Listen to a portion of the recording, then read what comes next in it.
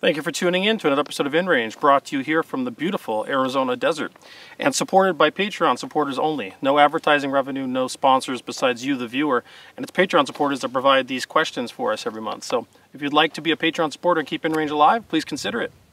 Anyways, let's start. Tim B, Cowitness. Lower 1/3 Cowitness or higher for red dot or other optic, and why? Well, frankly, I prefer to have, if I'm going to have backup iron sights on my gun, I prefer them to be stowable, something that I can fold down and have out of the field of view, because the least complicated sight picture that you can have is generally the best one, in my opinion. That said, sometimes that's not the case and you have like a fixed front A-frame or something like that. Or if you do want to deploy your backups, my preference is lower 1/3 Cowitness. My preference for that reason is that when the sights are up, it does not obfuscate the field of view as much, and you can sort of ignore those iron sights much better than you can if it's a full Cowitness. As well as 1/3 Cowitness is typically the same height that you'd use for any type of night vision mounting gear. Other thing I want to point out is you say red dot or other optic. Well, with the exception of a red dot or a holographic sight, you're not going to really worry about Cowitness anyway. Even a quote-unquote 1x LPVO or a prismatic sight is not possible to use Cowitness with. It's really only red dots and holographic sights. So if you're going to do a Cowitness, I would recommend a lower 1/3. That's my preference. Andrew D, you're going to be sent to a combat zone in the year 2200, and you don't know which side you're going to be on or who's fighting. It's just your job to get out. What are you taking? Not guns. I'm taking anything I can use to bribe my way through the system and socially engineer it. If I could bring uniforms that would make me blend in or make it look like I'm something that's unimportant, or maybe a local civilian that's unimportant, or I could bring money or resources, whatever the monetary functions are of the time, bag full of bottle caps, for example, whatever I can use to get out. Fighting would be the last case scenario that I'd want to engage in a situation like that. Kris D, do I have a favorite black powder gun, and do you think it is obsolete? Well, I have a lot of favorite black powder guns, because black powder guns are actually the things that I enjoy shooting the most. I love that period of time, and I don't focus on it as much on the channel as I'd like, because people are more interested in modern guns, but certainly we have a whole Civil War series going on right now, for example.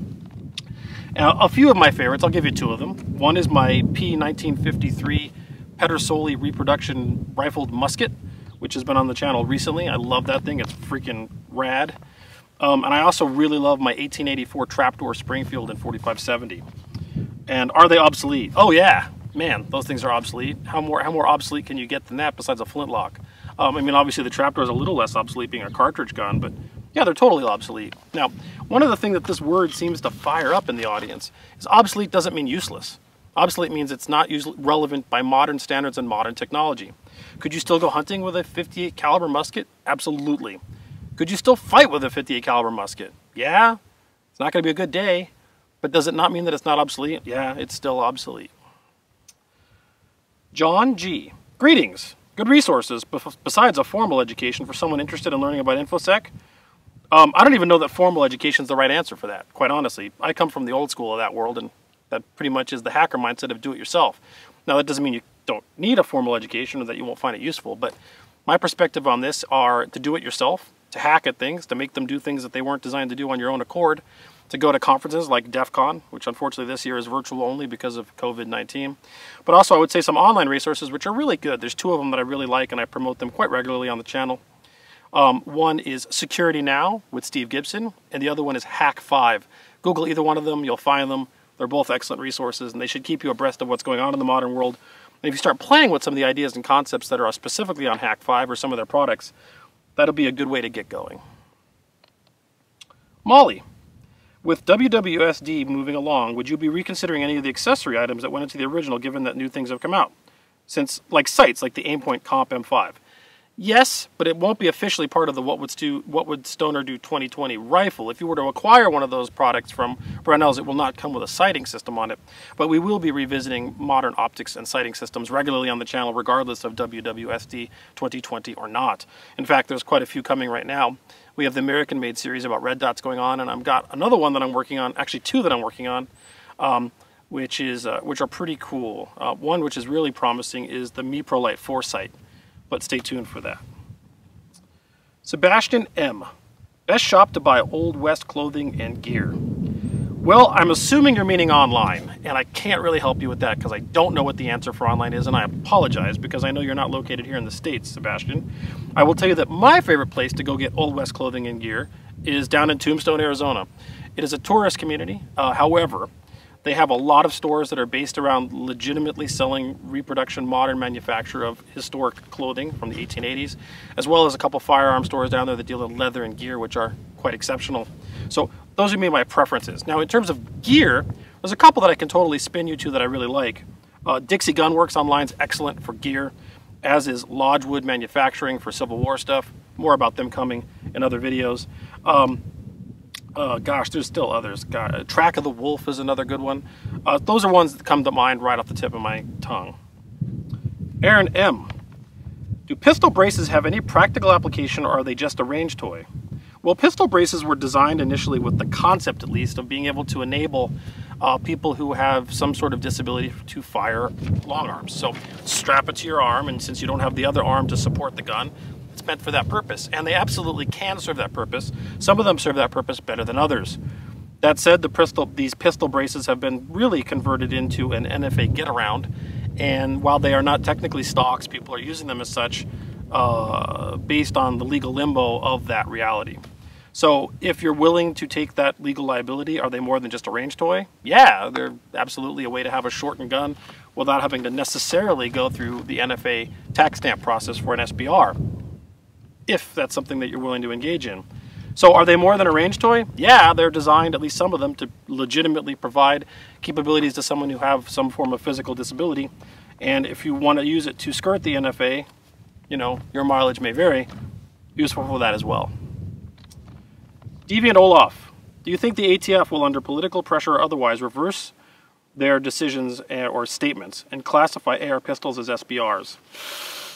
This kind of goes back to like the bump stock, doesn't it? The bump stock was legit for a while, and then that horrible thing happened in Vegas, and then suddenly there was a reversal. That said, the way bump stocks really do, at least to the external uneducated observer, change the functionality of the gun to look like it does something it didn't do otherwise, I don't feel like pistol braces make the gun look different in terms of their functionality. They don't suddenly increase the rate of fire or the perceived rate of fire. They just allow you to have a shorter barrel.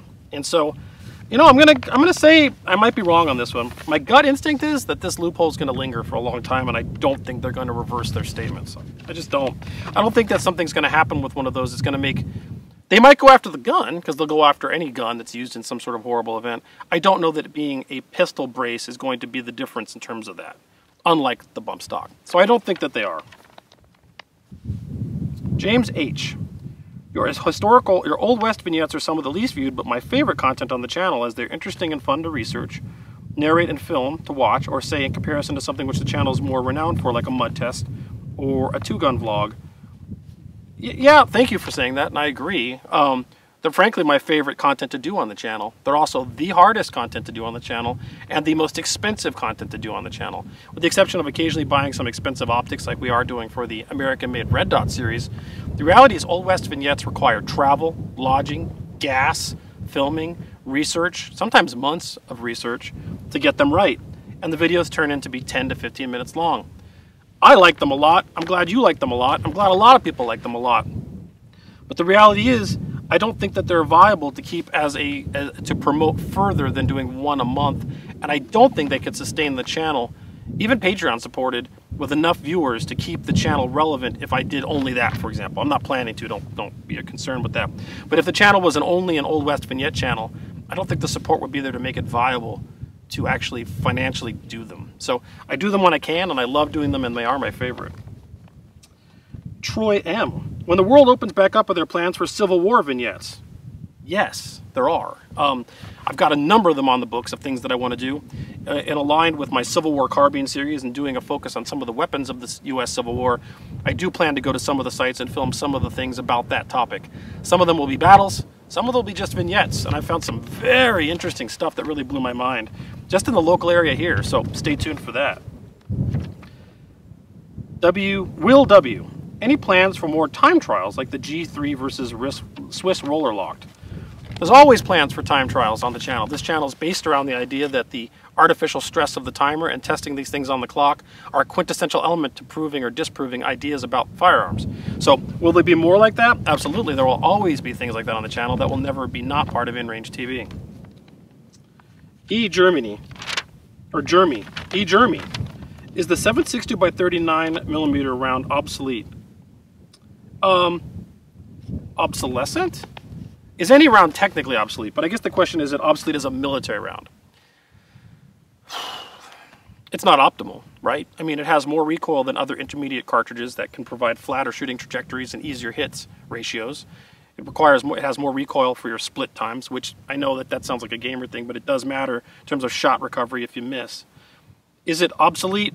I'm not going to say it's obsolete. I'm going to say it's obsolescent, and that other cartridges have surpassed it. 5.56 and 5.45 most prominently. Ed H. I seem to recall Ian stating that double feed 9mm mags are superior to single feed mags. Example, MP5 versus Glock. Is this accurate? And if so, why are they superior? Yeah, no, I agree they are. What you need to have, though, with a double feed mag is you need a bolt that's capable, or a slide that's capable of feeding from either side of the magazine.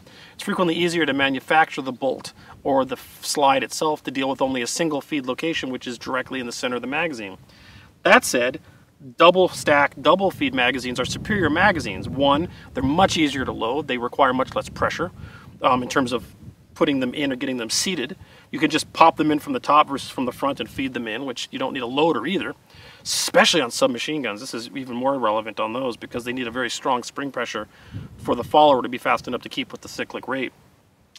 As well as they're less likely to have a malfunction if something were to go wrong, because in a double stack single feed, those rounds kind of have to juxtapose once back and forth. I know there's wind. I can't do anything about it. So that said, yes, double stack, double feed mags are superior, but it does make the gun design more complex. Keith D. As a new G43 owner, what do you recommend checking or replacing in the gun before making it a shooter? Any specific ammunition recommendations? Well, one, you definitely want to put a gas system in. All those guns are wildly overgassed, and there are aftermarket gas systems that allow you to restrict the amount of gas flowing out of the into the gas system to tune it to the ammunition you're using. So as long as you're tuning it to the ammunition you're using, for the most part, and do it properly, meaning it barely locks back on the last round fired, then you're probably going to be reasonably okay. The other thing you need to absolutely check is what one would call the dust cover, but it's really, in a way, it's kind of it's an integral part of the gun. It's the part that holds all of the bolt, the spring, and all of that into the lower receiver. Since those guns were overgassed, whether they were fired in the war or after the war, there's a very good chance that that piece of stamped sheet metal is cracked in the rear. And you have to look at that. If there's cracks there, firing the gun in that condition, even with the gas system controlled, is still going to induce further and further failure at that failure point. You may need to replace it. So the things you need to change are the gas system, for sure, maybe a little rubber grommet on there to make sure that it doesn't bound off of the receiver too much, as well as you need to check the actual dust cover assembly to make sure there's no cracks in the rear of it. I think I have a video on the channel about that. If I don't, I need to make one. In terms of ammunition recommendations, if you can get it, the old surplus M75 sniper ball is freaking rad stuff. If you can't find that surplus stuff, Privet Partisan's fine. Just make sure you gas the gun to the ammunition you're using with some sort of aftermarket gas system. Travis R. Do you think it's time to revisit and redesign the shotgun shell to a rimless design, possibly utilizing fully polymer cases? I don't know that shotguns have much of a future beyond the current applications they have. Hunting, bird hunting, trap and skeet, door breaching, some home defense. Since there's not a big need for shotguns in the tactical environment, I don't think we're going to see a lot of development in terms of changing the shotgun shell to any form of future design. There's been some attempts and they all fail because frankly the interest from a tactical combative environment in the shotgun has diminished to the point where doing forms of advancement on it no longer relevant, and the current shotguns in their current incarnation are sufficient for the roles they're applied to. Matthew J. Would you rather be in a 2018 squad on a 1918 battlefield or a 1918 squad on a 1778 battlefield? Easy. This is super easy. I'd rather be in a 1918 squad on a 1778 battlefield. The fire supremacy of any bolt-action weapon used in 1918 is immense. Not to mention that there were submachine guns and other things going on at that time. As well as you may have some other kind of machine gun with you, I don't know. But I do know that the weapons you're going up against are cannons and essentially, generally for the most part, smooth bore muskets. Holy mackerel. The amount of range you have on those people is insane. Those smoothbore muskets aren't really viable past 100 yards at aimed fire, and that's even pushing it. You've got out to 600 yards with your sights. You have repeat, relatively fast repeat fire that they do not have, even in volley fire situations or where they have well-disciplined soldiers. So if you were to be a 2018 squad on a 1918 battlefield, the discrepancy is far less. There's machine guns, belt feds, submachine guns, bolt actions. A lot of them are obsolescent, but they are still able to put out quite a withering amount of fire compared to the 1778 equivalent. Charles E. Is nighttime competitive shooting a feasible proposition both to organize and participate and to capture for our viewing pleasure? You've asked a lot of stuff in that one question. It is a feasible proposition with invite-only participants. I have been to night matches here in Arizona that were run where they were just open and anyone could sign up. And this is not trying to be elitist, guys. I've seen people go, oh, you're trying to be a gatekeeper of the shooting sports. Not at all. Here's the deal. You have to have a relatively simple amount of safety and understanding of match environments and being squared away to shoot even during the day. You bring someone who's a complete newbie out to a night match and they don't know typical normal things like what condition 3 means or how to safe their gun or all the things that come with a match environment like the 180. You put them in the dark and that becomes a really big problem. And I have found there's a really interesting thing that happens that the more difficult the match, like so for example, if we announced 2-gun action challenge night match, that would bring out some of the most new shooters you've ever seen in your life. Not because there's nothing wrong with new shooters, but for some reason that's what drives them. They're like, oh, well, the regular competition doesn't interest me, but the night 2-gun match, that inspires me, and I'm going to finally show up. The problem is they're showing up to something they're not ready for, and they needed to go to some of the regular stuff before they could be really capable to be safe in that environment. So, is it possible? Invite only, yes. Is it wonderful to participate in? It's super rad. It's awesome. If you can have night vision and IR lasers or all that, it's awesome. Is it possible to capture? Very difficult. Did one video with Sinister Rifleman a while back, which was all white light based night shooting, and when we look at the footage, you see the light turn on, you see some shooting, the light turns off. It's not that interesting unless you're filming out of night vision, and then it doesn't look like night anymore. It's not really that good in terms of video content. Mark B. Carl, have you built new target stands? I have. I've built 4 more new target stands for our armor-piercing series of tests, and probably will destroy them again. I've reinforced them in some really minimal ways. Those stands held up fine for every 30 caliber thing we shot at them. They did not hold up fine for the 50 cal. Not a surprise. I had a lot of people telling me how to improve my target stand strength. There's a lot of work involved in InRange, and one of them is not designing the most optimal target stand for a 50 caliber AP test. So what I did was simplistic, continues to remain the same, and will continue to be the target stands that I use going forward. Carl V. What's the current situation right now with Finnish Brutality 2020? And Carl, I assume you're asking this question in regards to the COVID-19 pandemic. At the moment, when I'm filming this in May, and the match was designed to go out in August, it looks like we're good to go. We are still planning stage design, we're still collaborating, and we're still talking about putting tickets out there in the nearest future. Patreons will get first stab at that, as is the norm. We don't know, however, let's be realistic, things are kind of reopening right now. Whether you think it's a good idea or not, I don't really care what you think. I don't even care what I think. What we don't know is what's going to happen. So we have to keep an eye on that, and if things get really bad, maybe something could go awry. But at the moment, Finnish Brutality 2020 is still scheduled for August. Dragomir, is there a particular order of priority you would recommend for getting parts going into a Wwsd style rifle if we're looking to build one?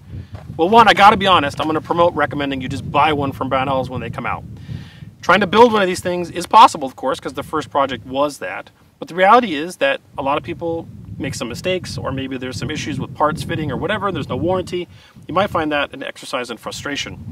That said, I don't know what I would say to recommend the parts going into a Wwsd style rifle, but I will answer your question about what's the priority of things that I would do on improving any existing AR-15.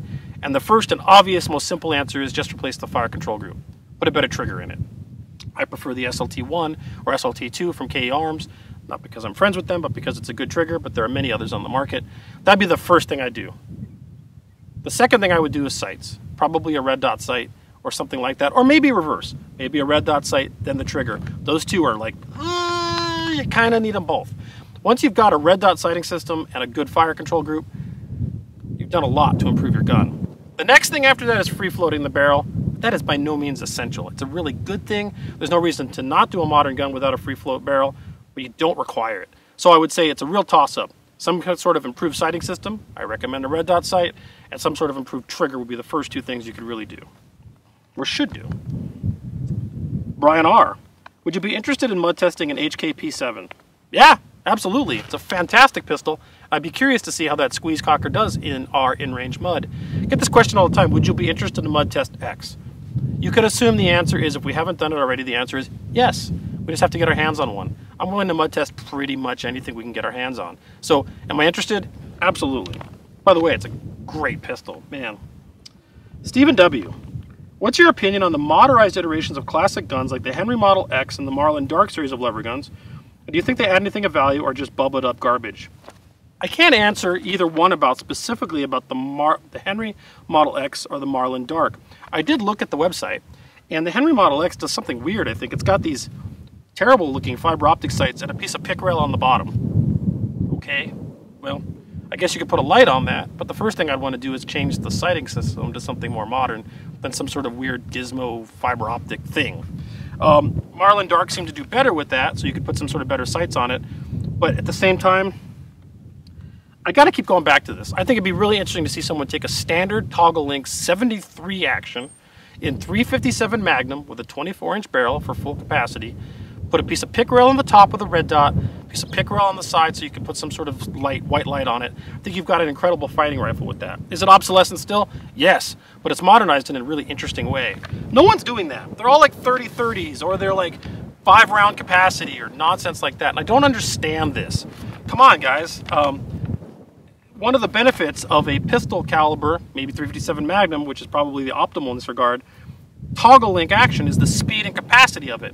When you take it into a 5-round 30-30, I don't get it. I just don't get it. Yep, I know. Wind. I'm sorry. It is what it is. Hopefully, I'm getting good audio. I've got dead cats on all these things and trying to do my best. Char 1031. Enjoy the head-to-head competition during two-gun matches. Any thoughts of a standard course to all guns to make a leaderboard? Not sure I understand the question. The guns we use, especially if everyone's using modern guns, the reality is it's more on the shooter than it is the gun, right? For the most part. Now, if you're going back to historic guns, that changes things a lot. I've toyed around with the idea of having standardized stages, because Sarda drill is the closest thing we have to that. But some others that are more like a consistent test of the gun. And it's problematic, because first of all, no one's going to agree with it. And second of all, what does that mean? And how much is it the shooter versus the gun, etc.? So, it's something I'm toyed with. I might do it someday, but it's not something I'm working on right now. Philip W. Not to be a safety overbearing individual, but while a competitor is shooting in a two-gun match with a holstered pistol that is loaded and chambered, then goes prone, does that break the 180? Or does the 180 rule only apply to a firearm someone is actively handling? All right, this is an interesting question, and I agree, it seems like an exception. For the most part, and I believe our rule set says this, and if it does not, we need to clarify, a properly holstered pistol, even if it's chambered with safety on, is not violating the 180 when going prone. The 180 applies once the pistol comes out of the holster or during the draw. So if you were to draw from that prone position, yeah, you're breaking the 180. If you stood up and drew, then you would be not. Although frequently at two-gun, especially at Desert Brutality, we do condition 3 starts anyway, where there's not a round in the chamber. Most matches allow you to go prone, not all, with a loaded pistol, as long as it's safely holstered. And that, as far as I'm aware of, I've never heard of a problem occurring with something like that. And as long as you don't draw from that prone position, everything should be okie dokie. David S. What positive changes do you foresee coming out of the coronavirus lockdown? You know, at one point I was going to say there was going to be quite a few. I thought that we were going to see some cultural change. After I've watched the internet and see the literally partisan arguments about what is technically a scientific question and discussion, and the way things are happening already with people, quote-unquote, opening up, I'm going to go ahead and say that I don't think there's going to be a lot. I think we might see a better focus on work from home remote type functionality. I think we might see more of that. I think we might see people getting the option to do VPN and work from home. I think we might see some people be a little more wise with some sort of social behavior. Maybe handshaking could go away. Handshaking is really stupid. I mean, it is just generally a disease vector, right? That said, Do I see any other positives coming out of this? I'd like to say yes. But watching the behavior of people in general, my answer is going to be no. Sadly not. Sean C. How good is the Red Cross first aid course? Worth taking or a waste of time? No, it's not a waste of time. It's absolutely worth taking. And maybe that's the only thing you have around you that's cost effective. They've done some things to modernize it quite a bit. But what I would recommend is to go ahead and take the Red Cross first aid course, and then also look for something called Stop the Bleed, which is also a free program available all over the place. So if you combine the Red Cross first aid course with Stop the Bleed, you've done a lot to get yourself basic trauma medicine capabilities. So I'd recommend taking the first aid, Red Cross first aid course, and I'd recommend looking for Stop the Bleed. I think combined you've done a really good job for yourself in terms of a personal skill set that may save your life or someone else. Frankly, more important than any gun skill, really. Kris D. What were the most common civilian guns during the Old West period and why? Rifles and pistols alike. You know, I bet you're going to want me to say, or you're going to expect me to say, oh, single action army pistols and 45 Colt. But that's not the truth. The most common civilian guns during the Old West period were little pocket 32s that people hid in places that had all sorts of anti-carry firearms regulations, places like Tombstone, Ordinance Number 9. They would sneak away a little 32 5-shot in their pocket, and those are prolific. If you go to gun shows and look for guns from the 1870s to 1880s, my God, how many of them are chambered, are just 32 caliber pieces of junk, really. But they were made in massive numbers by places like Ivor Johnson and others. So that would be the most common pistol. Most common rifle would probably not be a rifle, it would be a 12 gauge or 10 gauge shotgun. The street howitzer of the day. But if you want to go rifle, it would be some sort of lever gun, probably the 1866 Winchester or the 1873, the 1866 chambered in 44 Henry rimfire, and the 73 in 44 40 or 44 Smith & Wesson.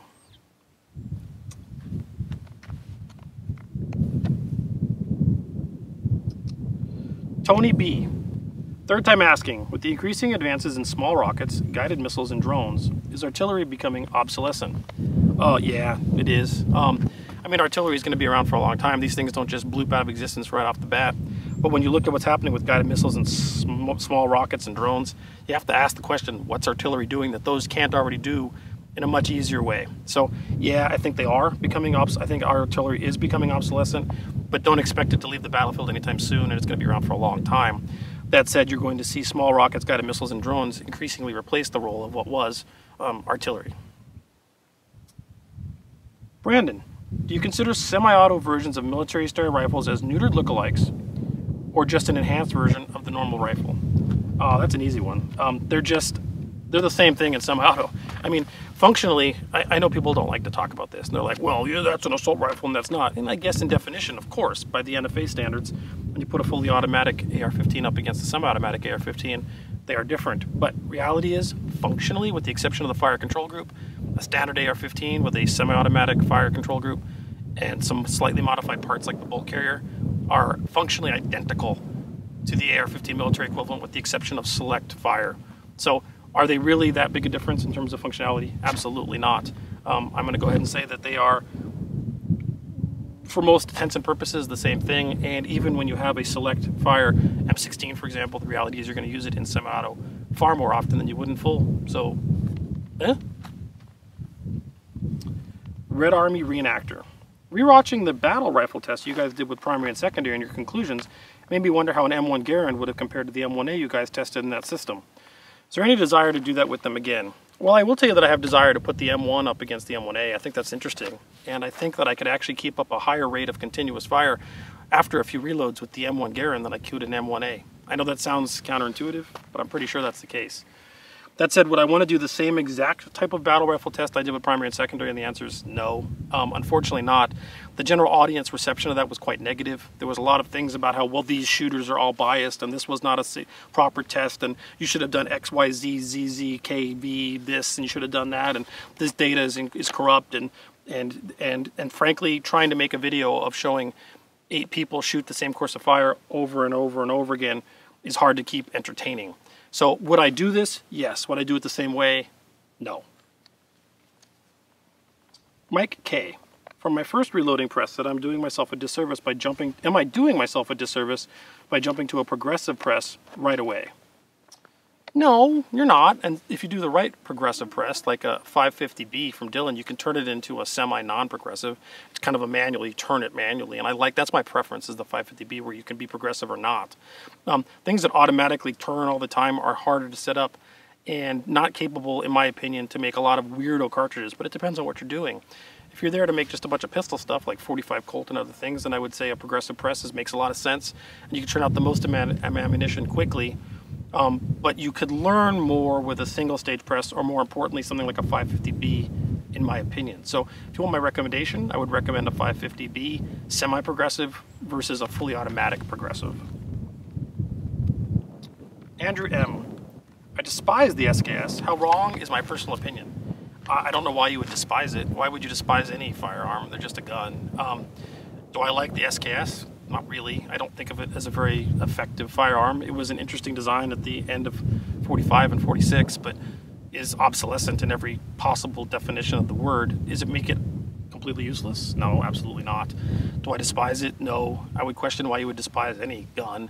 If you don't have a preference for it, I would suggest that you find something that's more your preference and suits your needs better. But I don't know what the purpose is of despising any of these things. They're just things, just objects. They don't do anything that they weren't. They don't do anything other than do what they do, and it's up to us to decide if we want to use them or not. John V. I shot Tiger Valley with you all as part of the Texas A&M AMU. Thank you for being genuine, down-to-earth dudes of the gun industry. Well, thank you very much. It was a pleasure to be there with you. What kind of practical shooting venues exist for Civil War Old West firearms besides cowboy action shooting? Every match I've been to of theirs has been more about cosplay than the weapon manipulation, and I've been the youngest guy there by at least 30 years, and I'm 25. Yeah, I know. Cowboy action shooting is a lot of fun, but it absolutely is about how fast can you make these things go, and very little about marksmanship. Everything's very close and quick. People download the ammunition to the point where there's no recoil, and it's a very interesting environment in that regard. And the costuming absolutely is prominently part of the project, or part of the event, more so sometimes than the shooting, and I don't agree with that either. There was a movement to do something called Cowboy Cowboy 3-gun, single action 3-gun, Western 3-gun, that's what it's called. Western 3-gun was much better. You shot on the move, there was reloading on the clock. And by the way, cowboy action shooting a long time ago wasn't like that. It's what it turned into. I think it's on us as people that are more interested in more dynamic combative shooting to make a cowboy action shooting environment that would allow us to do the kind of stuff we want to do with those guns. And Western 3-gun's one of them. I tried running Western 3-gun for a while here in southern Arizona and got very little traction. The cowboy action shooters, for the most part, didn't want to do it or didn't understand it, and people that wanted to do it didn't have the guns. It's a real interesting paradigm. So I bring them to my regular 2-gun match and hope to not time out. It's not the best answer. There's a better answer for Civil War era weapons. There's the North-South Skirmish Association, of which I've had no interaction with because they're not really around here. But if they're in your area, you should look into them. They are definitely more focused on using the firearms as marksmanship drills, and they have stages where like an entire squad has to annihilate so many clay pigeons in X amount of time. Very much based around Civil War tactics. I think that's really cool. So the NSSA looks like a good option for Civil War stuff. For cowboy action shooting, you either find a club that's more forward-leaning in terms of cool stage design, or I would recommend trying to start or find Western 3-gun, but it's not common. Christopher S. Would you be willing to let someone run a DIY 3D printed gun at one of my matches, or your matches? Yeah, why would I not? As long as you're not actively, obviously breaking the law at the match and whatever you're using is not actively, obviously dangerous, why would I stop you from using it? I don't care. Bring it out. Have at it. Sharon H. Red, green, or Christmas style? Ooh, that's a good one. I like this question. This might be my favorite one. I typically go Christmas style, but if I'm not going to go Christmas style, I'll go green. But man, I'd rather go Christmas style. Easily. Anytime it's offered. Anywhere I can get it. Anywhere in all of New Mexico. Adam S. Third time asking. Sorry. Is there any chance of a Wwsd carbon style foregrip for the BRN 180? I doubt it. I really doubt it. That's not something, obviously we don't manufacture the BRN 180, and I don't think there's enough of a market to justify or people wanting to modernize the BRN 180 further. In fact, I've heard people wanting to see the BRN 180 go more retro rather than forward. So I highly doubt it. I do not think that that's going to ever happen. Chatty. Are DQs at a match treated as a shameful event or it happens, don't worry. Mostly it happens, don't worry. Most of the time when a DQ happens in a match, it's because someone made a genuine, legitimate accident, or like their holster failed and the pistol fell out or something like that. It was something that was absolutely an accident and was safely done, but still a DQable event. It happens, don't worry. Stick around, help out with the squad, have a good day. If you don't want to be here, we understand, but if you want to stay here and help out, that's cool, and almost everyone does. The only times there's shameful events are which you do something willingly against the rules that's disruptive. I've seen that a couple times, but that's not, that's almost not a DQable event. That's an asshole event in which the person should be uninvited from that event and all future events going forward. Almost all DQ events are legitimate accidents. The goodwill of the individual was always there, and we like to treat it as it was just an accident, learn from it, move on. Jeff K. Do you think Marty Robbins' Gunfighter songs contributed to the stereotype of the Old West shootout, or was it previously established? It was previously established. The stereotypical Old West shootout existed during the Old West with Pulp Fiction and paperback dime novels that were sold all over the East Coast about the incredible Wild West and all the shootouts like between Wild Bill Hickok and Billy the Kid and ballads and all those things that happened back at the time. And they were all really glamorized and turned to narratives different than what actually happened before Marty Robbins was ever even born. So what Marty Robbins did was made really clever songs about the lore, and frankly even today his stuff's fun to listen to as far as I'm concerned, but I don't think that Marty Robbins contributed to it. It already existed well before he was even born. Timo G. Could you give a quick look to the bug backup gun match rules? Seems a lot of fun what Ian has done recently. That's really funny you say that. My friend Aaron runs the backup gun match, and I helped him design the rules for the backup gun match. It just so happens that Ian's using it for content on Forgotten Weapons right now with some of his weirdo pistols that really couldn't be used in any other environment. The backup gun match is really interesting in that you have only 30 seconds to shoot a course of fire, and it's based on the time that you took to do it. If you can shoot it less than 30 seconds, cool, but it's also based on how many points you score on the paper downrange or steel that you hit. So the score at the end of the match is actually the score in points, not necessarily time-based. So what that does is it de-accentuates time, raw time being the purpose of the match, and based more on doing more practical things. And I think frequently speed, while it makes the most sense for things like two-gun, is emphasized in a way that is not necessarily what we always want to do in a more practical, tactically focused environment. So the bug match is really interesting in that regard. And yes, I know the bug match rules very well because I was partially part of making them. Phase. Why are firearms so focused on toolless assembly when almost no other mechanical device is? Very common without this, I think this is an easy one, because in the field you may not have tools. So typically you don't have a firearm in your workbench. You have your firearm with you when you're out in the desert or out in the wilderness or out on a campaign during the Civil War or current military situation. And the reality is you may not have tools. So I think it's quite simply, the reason is if you need to take your gun apart in the field and you don't have a tool and it requires a tool to take your gun apart in the field, you have a problem. I think it's as simple as that. Ivan, any interest in archery? Absolutely. I have 2 compound bows, I have 1 recurve bow, I have 1 standard long bow, and I have a crossbow. I think archery is really cool. I do it in my yard. I haven't done anything on it with the channel, but I absolutely enjoy archery and find it to be an interesting discipline in and of itself. Standard traditional longbow type shooting is really interesting because it's like this zen-like state where you just kind of will the arrow to where it hits, and that's kind of an amazing thing when it happens. Modern archery with peep sights and front sights, posts, really starts simulating firearms, and of course crossbows feel very much like firearms. So yeah, I love archery. ASDF. Repeat. What's the best way to improve pistol marksmanship without paying for formal training? Well, once you have your safety basics down, I would recommend that you go to competitions. Watch what others are doing, speak to them there, and try and emulate or chase one of the better shooters that you watch. Now don't chase them in terms of time, chase what they're doing. That would be a place where you can increase your marksmanship dramatically. Now, that does not increase your tactics dramatically, but it will increase your marksmanship. So you could also dry fire at home. That's something you can do, of course, free of charge. But the best thing I think you could do is go to competitive environments once you have the safety protocols understood and shoot those. Very low cost and will improve your marksmanship over the years dramatically. M193 Goofball. You've stated that the 1873 is one of the fastest lever actions. What makes it faster than modern production 94s and Henrys? Modern Henrys, I'm assuming you're referring to.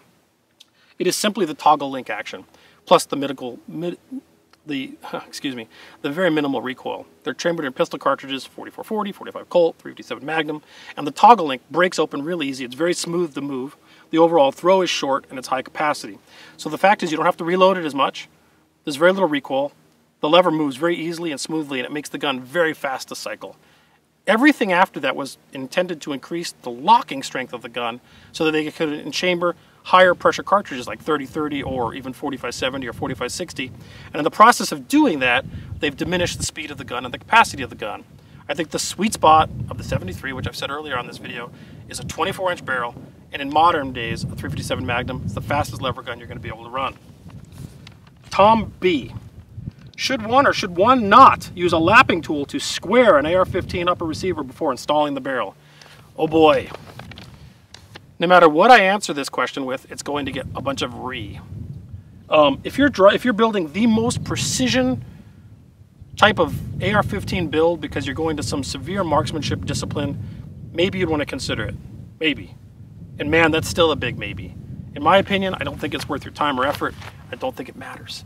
When you spin a barrel on and do it right and you have a good quality barrel, the barrel matters so much. You get a good barrel, a really excellent barrel. The reality is, whether you lap the square off the front end of the upper receiver or not isn't going to matter, really, not an iota. And the gun shooting sub-MOA or half MOA, how much was that lapping or square off the front receiver going to get you? If you're really hell-bent for leather to have the most precision build ever, yeah, go for it. Do you need to do it? No. Would I recommend doing it? Absolutely not. What a waste of time. Michael J. Could any revolver pass the mud test? I don't think so. I don't think so. This gets asked all the time. Do a revolver, do a revolver, do a revolver. And here's the problem with a revolver. Every one of the chambers is exposed. So if you throw it in the mud, guess what? You're putting rocks and debris into the chamber where the cartridges are seated. And when you fire the gun, if it fires, you're pushing that debris, not only with the projectile, down the barrel, damaging the gun. You are absolutely damaging a revolver with a mud test. Unless you somehow seal off the cylinder, but I don't know how you would do that in a way that would prevent, maybe with wax? You'd have to really do some really off-thinking, strange stuff to the gun to make it relatively safe to do it without damaging the revolver. Will it pass? I don't think it would. I don't think revolvers are aligned well for that type of ingress of dirt and debris, and you're causing damage to the revolver in the process of doing the test, which is the reason I've never done a mud test on a revolver here on InRangeTV. Last question. Emmeline, do you have any thoughts on the merits of a long stroke piston system versus short stroke or the traditional DI system for an AR-15? I'm going to go ahead and leave the long stroke off, but I'm going to go short stroke because that's what pretty much all the AR-15 conversion piston systems are. They're short stroke piston or semi-DI, right? The traditional AR is semi-DI. We typically call it DI. If you call it DI now, someone saw a video somewhere that not calling it DI means you don't know what you're doing, because technically the bolt is a piston of sorts with gas rings. So the semi-DI AR-15 versus the short stroke piston. The short stroke piston does have a couple benefits, and I do have a video coming about this actually. The short stroke piston reduces the amount of dirt and fouling getting into the system because it stops the dirt and fouling at the piston where it vents the gas. It also reduces heat it actually completely diminishes the heat for getting into the actual bolt carrier group and the upper receiver. The heat stays up in the piston area.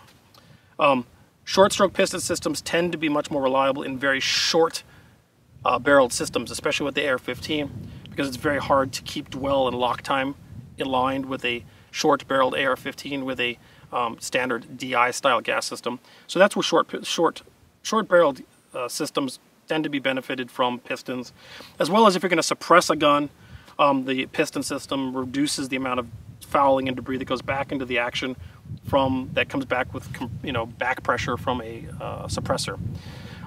That said, piston systems still require cleaning, and they still generate heat, and they generate weight in the front of the gun, unbalancing the gun, as well as they put heat where your hand tends to go, depending on your hand guard, unlike a DI style system where the heat actually stays in the bolt carrier group and is less likely where you are to have your hands.